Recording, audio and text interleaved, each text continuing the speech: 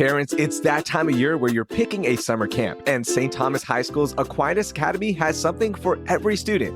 Rising 3rd through 8th grade boys and girls get to excel in athletics and academics. Students get to conduct experiments and receive personalized instruction in the classroom. And outside, they get to train and play with the best on state-of-the-art fields. Aquinas Academy offers something for every child, ensuring a safe, fun, and productive experience for each camper who walks through the door. Learn more about Aquinas Academy in our summer camp guide at houston.citycast.fm.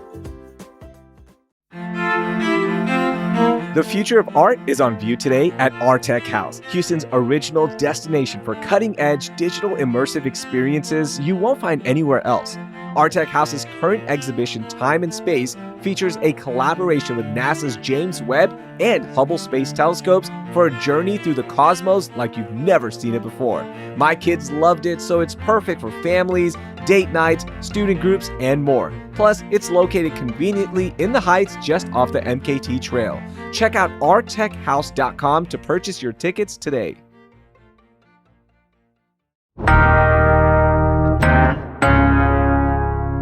Today on CityCast Houston, it's Friday, so we're breaking down the biggest stories of the week with political analyst Rafael Lemaitre. And after today's chat, stay tuned because we have a special conversation with AD Players Theater about their summer camp. It's Friday, March 28th. I'm Raheel Ramzanali, and here's what Houston's talking about. Rafael, it's been a wild week. There have been a lot of federal jobs being cut. What is happening? Yeah, I mean, this is just a continuation of what we've been seeing since Trump got sworn into office. Yesterday, we saw more news of more cuts, 20,000 people being laid off or bought out at HHS, which is going to have a huge impact on local communities across the country. Yeah, tell me, how is it going to impact us here in Houston? Obviously, we have the Texas Medical Center, which is enormous. It is the biggest in the nation, and we lead the nation when it comes to medical advancements and research. How is this going to impact us here? Not just that, but HHS is one of the largest, if not the largest, federal grant-making agency in the U.S. And they fund so much research, but not just that, but actual services here. Grants for people like Harris Health, which is essentially the safety net service for people who can't afford healthcare or have insurance. So it remains to be seen exactly what the impacts are going to be, but it's going to have an impact, no doubt. Yeah, overall, I mean, federal jobs being cut, we always think about DC immediately, right? Like that's where all the federal jobs are. And by the way, if you want to hear about what is happening there, our sister podcast, CityCast DC, they've been covering that, and it's a very fascinating listen. But outside of DC, there are a lot of federal jobs. And I think we're forgetting that. Like, this is impacting everyone across the nation. And of course, here in Houston, as you mentioned as well.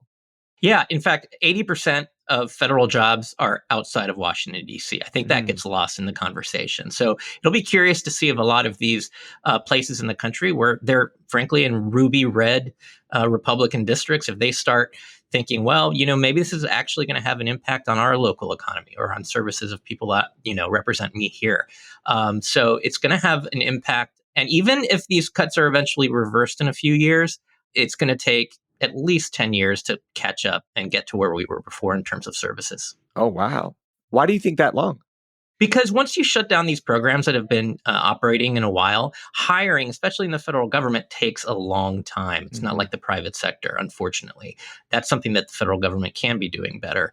But once these systems go down, it takes a while to go back up and work and just reestablish those relationships with state and local governments and get these programs up and running again.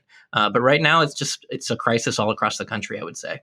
Man, that is so scary. And by the way, you've worked in government for as long as I've known you, and you have an insight that, not many of us do. So when you start looking at these cuts and you start looking at all these programs being eliminated, what keeps you up at night? Like, do you know people that have lost their jobs? Do you know programs that are going to impact us that are no longer there? Yeah, many. And these are folks who are not political people. They, in some cases, have worked in government for 20 years, their entire career. And because they were in a probationary new job, they got axed right away. And again, these are folks, that they just show up to work. They do a lot of stuff that is not glamorous. They don't get a lot of recognition. They've been punching bags for a long time. And now we've lost that talent in the federal government. One thing I'd like to encourage, you know, if there's federal workers or former federal workers listening to this, is consider working in state or local government. There's opportunities there. You can maybe go into exile into state and local government for a little while. But also, you know, I think, you know, there's programs. When I worked at FEMA, for example, there's a great institution called the Center for Domestic Preparedness that trains first responders on how to respond to live anthrax attacks or mass shootings. And these are economic hubs for where these places are located, but they also service firefighters, police, people here in Houston, people here in Harris County. They go to these places and they train for free on the federal dime. You don't hear a lot about that, but these are the types of programs that are getting cut. Will those programs be there? Because federal funding for a lot of programs locally are being cut as well. And then, you know, it's funny you mention the workers that are cut federally, like, hey, come work, you know, on the city side. Well, there's a hiring freeze right now in Houston. Mayor Whitmire has said we're not hiring anybody right now. They're also in the process of slashing jobs. This is a scary time to be a public servant, it feels like.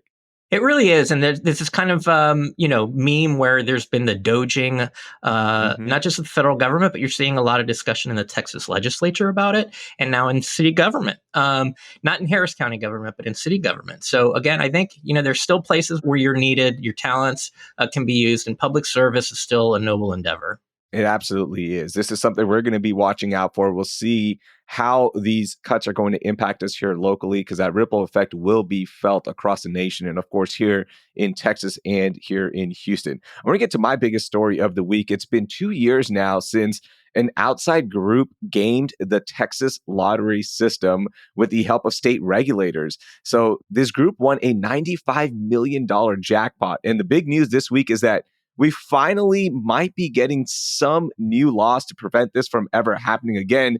And for those of you who don't know what happened, or if you're just catching up on this, I'm going to give you a quick summary, okay? So there's this entity called Rook TX. They bought every single winning lottery ticket. That's almost 26 million combinations in a 3-day span, which I guess isn't illegal, but they allegedly got some help from the official lottery website when the director gave them a green light to print all of these tickets. And of course, they won this jackpot. They took out the lump sum payment. There was a major hearing and investigation.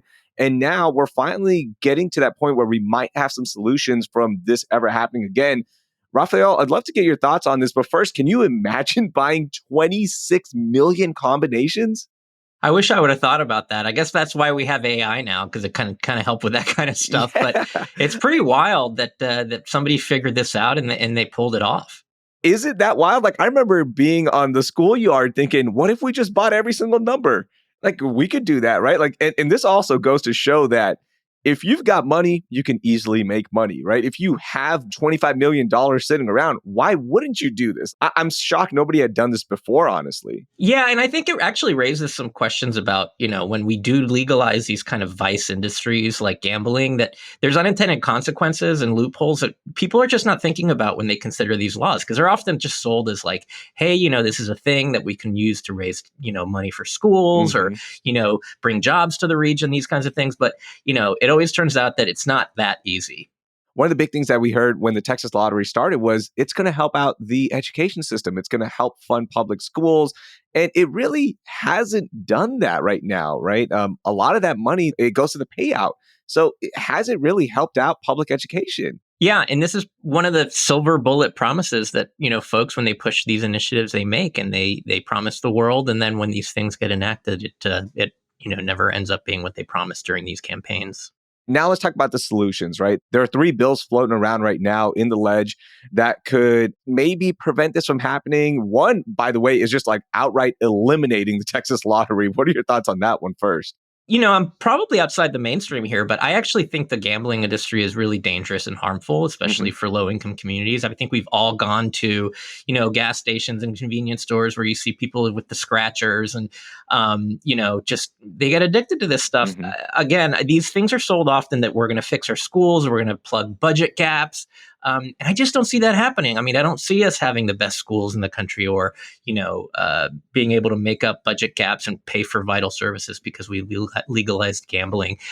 So I think that we're kind of stuck with it because, you know, it's been around for so long, but we need to do a better job regulating it. since we're stuck with it, the other bill is just, doing the common sense thing of no one should be able to buy all the numbers. Like, I can't believe that wasn't Yeah. in place before. How does that Yeah. slip through the cracks? I know. Yeah, it's wild. It's wild. Bureaucracy, man. It's crazy. And the second one, this gets a little bit more wonky, but this third bill is focused on banning these online lottery sales companies from buying tickets. They're called couriers. They helped out in this, actually, like carry out the scheme.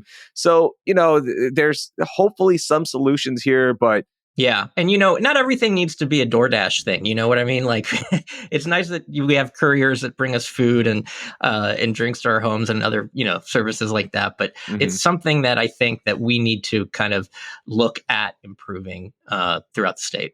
I'd love to see how the state is going to get money back from this entity if it can, right? Because again, they didn't do anything illegal. But then also people who bought tickets in that lottery, do they get money back? Because they were already behind the eight ball, right? Like, even if they won, they were going to split the profits. So is there going to be some kind of refund there? Are there going to be like class action lawsuits? Like, I don't know. Or is it just one of those things? Guess what? You got screwed. Yeah, I think that's people are just going to get screwed, as that's usually how it ends up working out. And like Mattress Mac does kind of something similar with the promotions that he uses for his store in terms of hedging his bets both ways. And so there's a lot of ways to exploit the system, I think, beyond just buying all the numbers. Yeah, and that's always going to be there. If there is a lot of money to be made in whether it be lottery, gambling, whatever it is, people will figure out ways to make that money somehow, some way. It might not be all of it, but people will figure things out. Yeah. Did you ever have any relatives that gave you lottery tickets for Christmas or holidays or anything like that? No, never. My family never played the lottery that much. Like, unless there's like a major jackpot, we would all just pull some money in. I never participated. So I hate gambling now. After losing one of my paychecks when I first turned 21, I went to Vegas for a radio station event. I lost an entire paycheck. Ever since then, I don't gamble. Like, I hate it, right? And sports gambling in particular, like, that's a whole different episode, and I have thoughts on it where I don't think it's a great thing for the state, and I think there's a lot of misleading ads when it comes to sports gambling. But no, I never got those tickets. I recently got one in a white elephant, and I immediately started telling people to trade it because I know I'm not going to win. I'd rather spend my money somewhere else, or I'd rather get something else. Yeah. I did. I went to a convenience store and I bought a scratcher with my kids just to kind of show them what the experience would be like. And they were, I was much more excited than they were, which I was glad to see because I didn't want to get them hooked on gambling, early on or, this kind of thing. So that's good. I'm glad they won't get addicted. Yeah.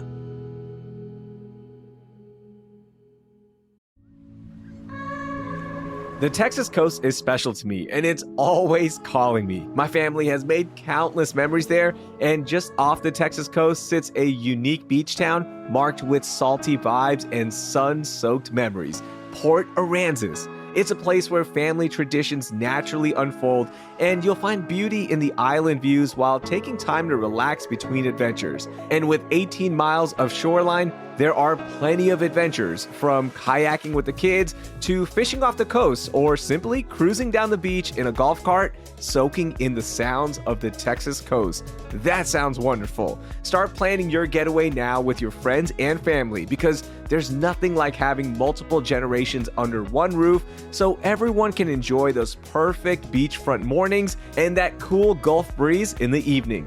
So many Texans have anchored their traditions to the island life in Port Aransas, and with one visit, you'll see why. Start your new favorite family tradition in Port Aransas, Texas. Plan your visit to Houston's beach at visitportaransas.com.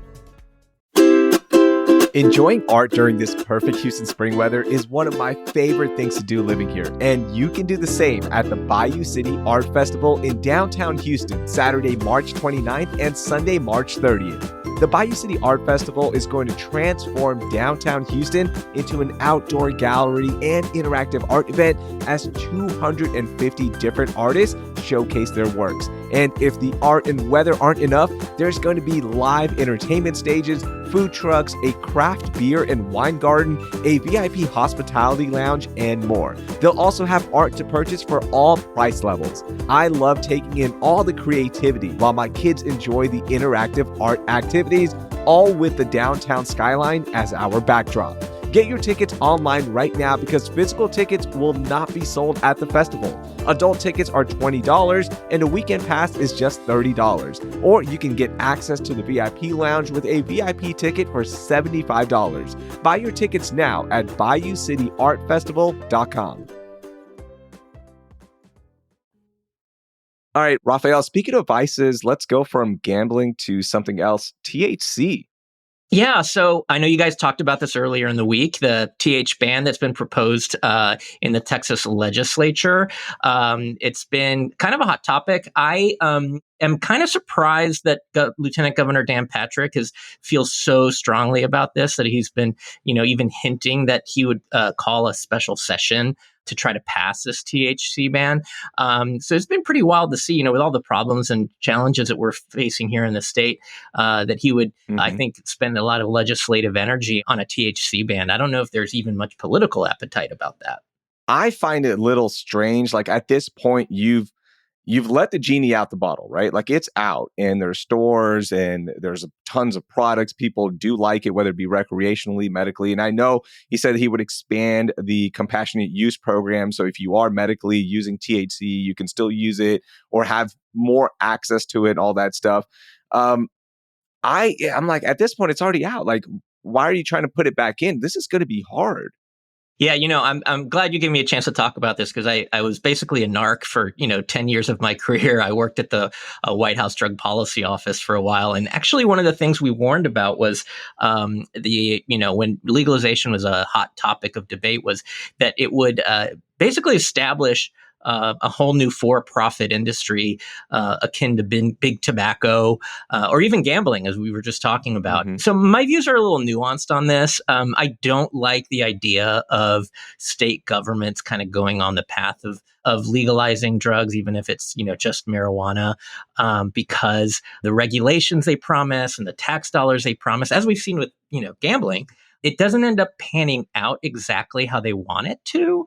And you have, big businesses and lobbyists that get involved that end up, lobbying against these kind of common sense regulations that we initially want to put in place when these things come around. Yeah, why doesn't it work out? I'd love to expand on that a little bit because to me, just being, on the outside looking in, it's like, yeah, just legalize it. Let's just, let people make the decision. Let's regulate it. Let's have good products on the shelves. Everything is above water and we're good. Why wouldn't that work?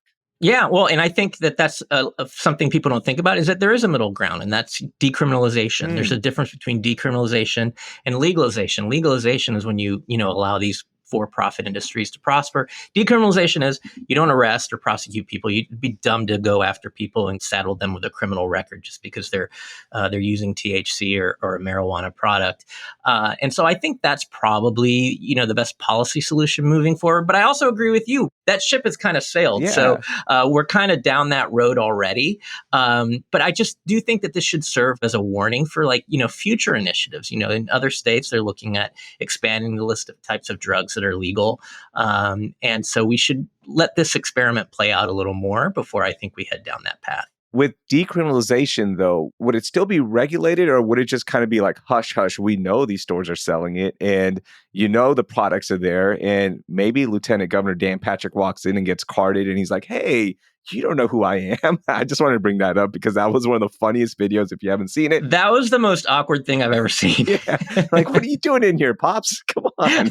That's what it felt like. But okay, so will there still be regulations in place or is it just hush hush almost? It's still almost hush hush. But here's the thing is that, we have these legal stores now. And even in states where it's legal, you still have a black market because with marijuana is a little different from alcohol in that, it's easier actually to grow and produce than it is to have a distillery, in the backyard, which people still do. But my point is that there's still a black market because even if you sell it in a legal store and you tax it, you're actually making it more expensive. So there's still an incentive for people to kind of sell this under the radar. I think, we just have to if we're going to have a public approach to drug policy instead of one where we're focused on enforcement and arresting people, which is not what I think we should do, then we should just take that seriously. Okay. Let's look at the potential unintended consequences of creating a new for-profit industry. Marijuana is not, a totally benign drug either. I'm not saying people overdose from it or, that it's the worst thing ever. But, I think we need to have an honest conversation about it. I don't agree with the same reasons Lieutenant Governor Patrick is using on this. I'm more of a kind of a public health person on it. I know I'm kind of coming across it. I don't like dancing or rock and roll, and No. maybe I call it the devil's lettuce. But but I really do believe I think that we need to have a kind of a smarter conversation about this. No, I'm glad you brought that up because I haven't thought of that perspective. And of course, you working on this, and getting the behind the scenes look that we don't have, that does make sense. And I appreciate you bringing that to the table. And I do wish that, politicians, whether it be locally, state level, would focus more on other issues as well when it comes to drugs, mainly alcohol. We're not great when it comes to fatalities from drunk driving. We are actually one of the worst states when it comes to that. So are things being done to, clean that up, to make sure that innocent lives aren't lost, right, because of drinking? So I wish, there were more things being done. Maybe both can be done, right? But yeah, that was another thing that I wanted to bring up as well. Yeah, that's a really, really good point, actually, because, a lot of times when these legalization initiatives are pushed in states, they make the argument that marijuana is safer than alcohol.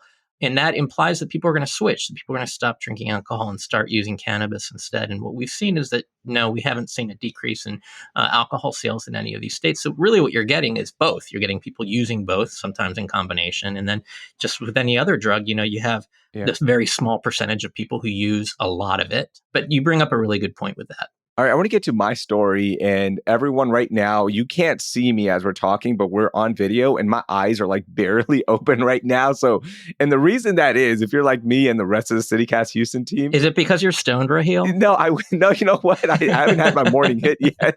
I'm joking. But it's really because of these allergies. It has been wild outside and my allergies have been flaring up. And I'm like, what is happening? I know every spring my eyes are going to get puffy. I won't be able to open them fully. But it's been a crazy start right now to allergy season. We've had a record month in March. So I want to give you some numbers, okay? Usually when the oak pollen particle per cubic meter count gets to 2,000, that's when we start feeling it. Rafael, we were in the 5,000 range all week long. And again, this month has been historic as well. Are you feeling it? That explains why my car looks like it's like been driven through a pile of nutritional yeast. It's like covered in yellow powder. Yes. It's pretty crazy. Yeah, I've been feeling it too. And I love spring. It's my favorite season, but this is definitely a drawback. By the way, earlier this month, we hit almost 8,000 on that count. So yeah, it is bad outside. The cars look terrible. Don't even think about washing your car. Maybe this rain that we've had will help just a little bit. But looking at the rest of allergy season, there's no relief in sight because, tree pollen season has been bad, but we're expected to have a even worse weed pollen season. Not that kind of weed. Okay, we're not going back to that, but a weed pollen season in the upcoming months. So buckle up. It is not going to be good. But Raheel, going back to our earlier conversation, who measures this stuff are public health departments, and including our local public health department. Yeah. So let's not hope these are, federally grant-funded programs that are giving you this information. Hey, if they can't measure it, that means it's not bad. If there's no numbers out there, it doesn't exist. It's just our eyes will be closed and we have no idea why we look the way we do. Nobody can smile in pictures anymore. Right.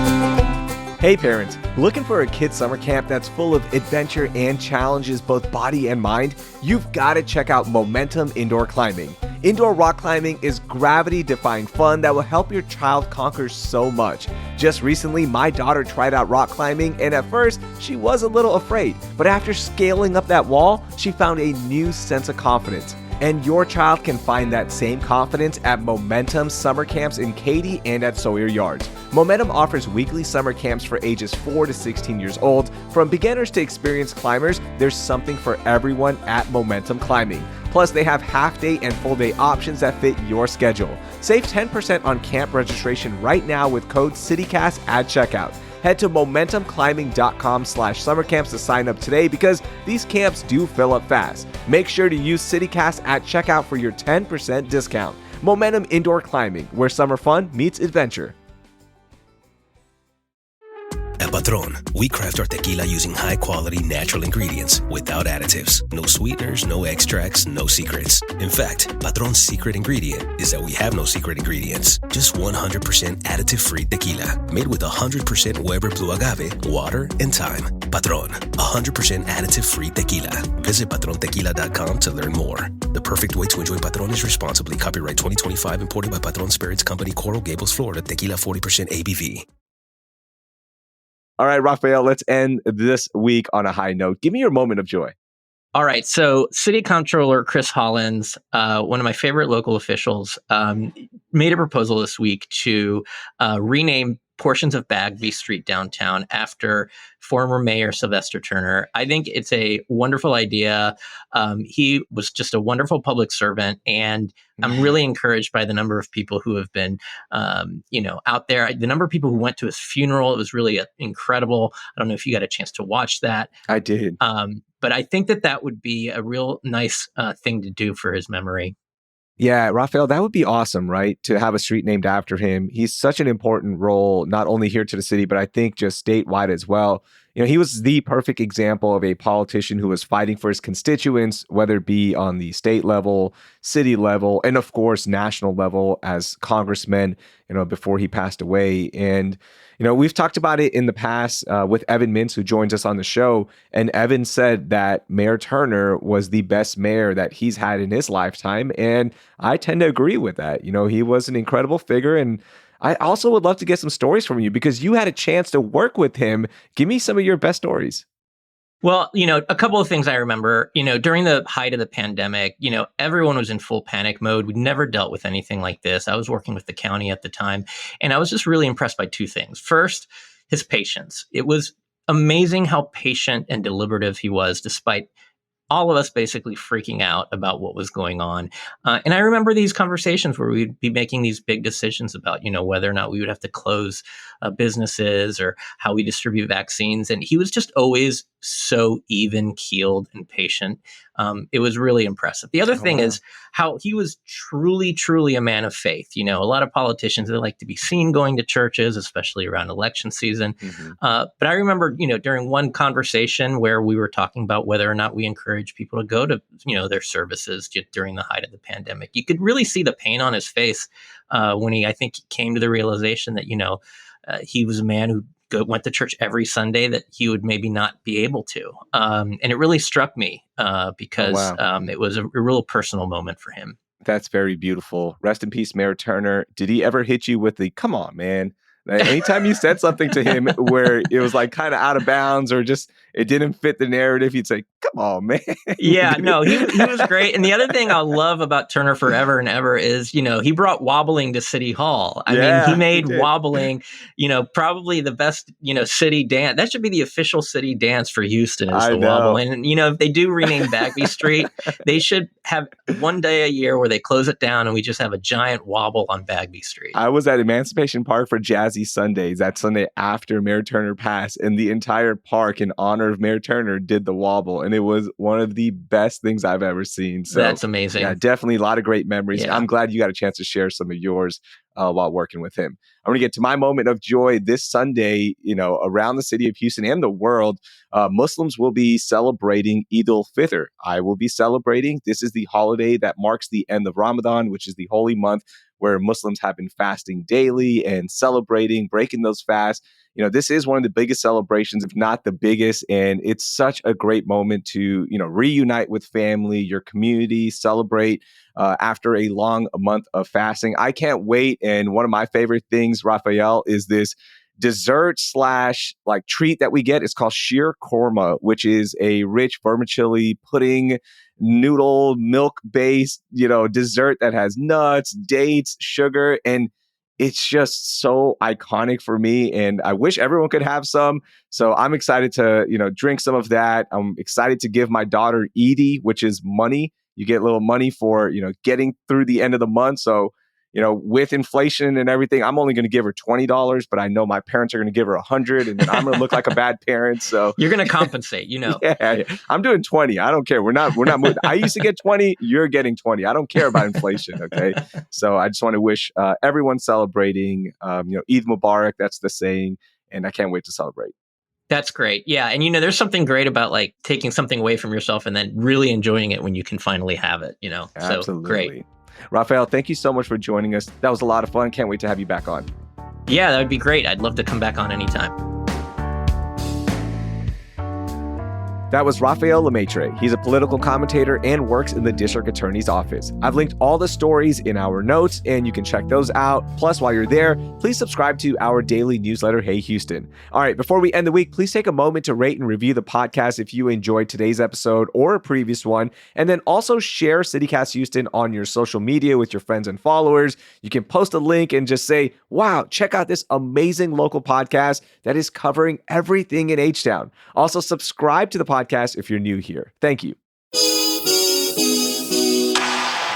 All right, as promised, we have an interview with AD Players Theater about their summer camp. Executive producer Laura Isensee had a chance to speak with Andy Peterson about how their summer camp unlocks so much within students. I'm Laura Isensee here with Andy Peterson, the Director of Education and Theater for Young Audiences. Andy, I was so excited to hear about AD Players' summer theater camp because I actually did a lot of theater growing up. What makes this theater camp so special? AD Players, we have a beautiful theater, the George Theater, that's located in the Galleria, and it's a great space. But I know that with Houston traffic, not everybody likes to drive to the Galleria. So we've decided that we were going to go out into the communities where we find the schools and the families and the parents that want to have this experience for their kids. And so we're out in Katy and Sugar Land and in Spring Branch this year. We've gone from one camp last summer now to 3 camps this summer. So to me, the most exciting part about this is that we jump from having the opportunity to serve 240 kids to serving 740 kids in this kind of summertime space here. Yeah. And, I noticed in how you structure the camp for those 700 kids, which is a huge number, they're all broken into small groups. Yes. And by ages. And I was wondering, why was that important to the AD Players theater camp? A third grader coming into theater, a lot of times they're maybe a little less confident in themselves, or maybe they don't have the same kind of skill set the way a 7th grader or an 8th grader might. So we get together at the very beginning of camp and we do a lot of warm-ups and exercises together. And then we break down into 3rd through 5th and 6th through 8th to give both groups a chance to work with students who are around their level and around their ability. But also this helps them when we do cross-pollinate. The older kids get a chance to kind of help the younger kids, and the younger kids get a chance to see who they might, want to look up to and kind of emulate. Yeah. And I know from my experience as a former theater kid, it did really help me build that confidence, though the first time on stage was a bit scary. Yeah. The camp sounds like such a great mix of acting and writing and design. Can you give us an idea of what campers can expect to do each week? Oh, absolutely. So they are 1-week day camps, 9 to 3, Monday through Friday. And so what we do is we design kind of our camp to have the whole experience in those 5 days. So Monday, when the campers come to camp, we're getting to know what it means to be an actor, right? The mind, body, and voice. And we're figuring out how to respond and be in the room. Tuesday, we work on a lot of those elements of storytelling. We do a lot of improv games that help build the understanding of character and conflict and obstacle and kind of wants. And on Wednesday, we break our small groups into even smaller groups, and we write a small play with each of the small groups. So they get the basic story, but then they get to change and move things around. Once we get those scripts kind of written, we start to kind of divvy up parts, and then we start rehearsing and we start planning. Thursday, they kind of design costumes and they build Play-Doh models of the set. And then Friday, we build and rehearse to the point of getting a full showcase together so that Friday afternoon, parents and siblings come see this wonderful performance of 4 or 5 short plays linked end to end, and they're a lot of fun. The energy is great. This year, we're doing Fractured Fairy Tales on the first week of camp. Second week is going to be Heroes and Villains. Third week is going to be Adventure Stories, and then we'll repeat that again in July. Very cool rundown. One other aspect of the camp that I'm curious about is how y'all use games to teach theater skills. Is there an example of a favorite game or activity that you could share? Oh, sure. One of my favorite games is a game called Bus Stop. We set out 3 chairs, and 2 or 3 people, are called up out of our groups, and they are just given a random prop, and they are at the bus stop. So based on what prop that they get, they are going to tell us who they are, where they're going, why they're going, what their day is like. So it's kind of this collaborative storytelling event as the bus comes and picks them up, and each of them gets to change, each and every time. And it gives our other campers too one of the great gifts, which is a chance to really listen and think, ooh, that's funny, or ooh, I love the way that he or she said that. I'm going to want to incorporate that into what I'm doing. Yeah. One last thing I'm curious about is beyond these theater skills or improv and design and the acting, what do you hope kids take away from their camp experience? Community is absolutely, the bedrock of what we're hoping that these kids take away from our summer camp. And that's why we've gone out into the communities, right? And so this is an opportunity to meet other kids who are in their area and to have, that experience where they got to create something together. There's kind of a bond that's formed, and that is a gift we hope to, give to our campers. Thank you so much for sharing all of this, Andy. It's really been a pleasure. Yeah, no, the pleasure's been all mine. Thank you for having me on. Thanks again to Andy Peterson. Check out adplayers.org to learn more. We'll have that link for you in our show notes as well, so you're just a click away. Thanks for listening. That will do it for this week here on CityCast Houston. Our producers this week were Lizzie Goldsmith and Carleon Jones. Our newsletter editor is Brooke Lewis with help from Natalia Aldana. Our executive producer is Laura Isensee, and I'm your host, Raheel Ramzanali. Our music is by the band All the Kimonos, with additional music by Brent Lilly, DM, and SPD from Triple Scoop Music via Getty Images. We'll be back on Monday with a special true crime episode when we discuss the scariest serial killer you've probably never heard of, who operated right here in Houston. Thank you for listening, and I hope you learned something new. Rafael, thank you so much for joining us. That was a lot of fun. Can't wait to have you back on. Yeah, I'd love to have. Yeah, that would be great.